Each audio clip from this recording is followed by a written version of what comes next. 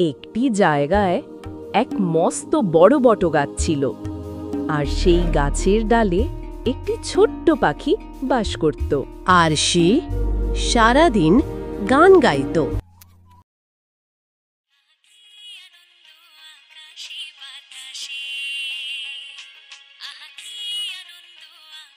আর তার একটাই দুঃখ ছিল যে তার ডানা দুটো ছোট, আর সে গাছ থেকে উপরে তাকিয়ে দেখতো যে কত পাখি উড়ে যাচ্ছে অনেক উঁচুতে, কিন্তু সে যেতে পারতো না বেশি উঁচুতে।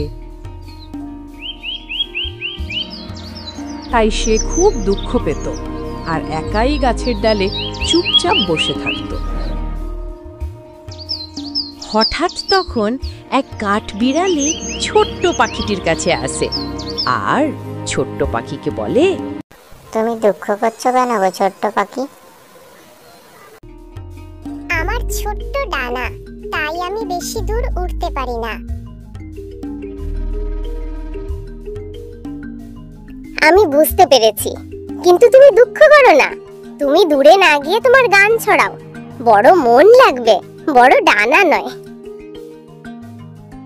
ছোট্ট পাখি কাঠবিড়ালির কথা বুঝতে পারে,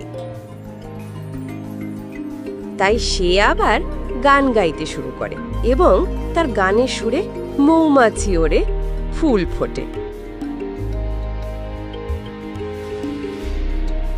আর নানা রঙের পাখি তার গান শুনে ওই বটগাছের ডালে ওড়ে এসে বসে।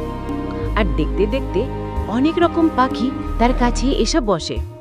আর তাদের মধ্যে একটি সুন্দর পাখি ছোট্ট পাখিটিকে বলে, তোমার গান আমাদের পথ আনন্দময় করে তোলে গো ছোট্ট পাখি, খুব সুন্দর গান।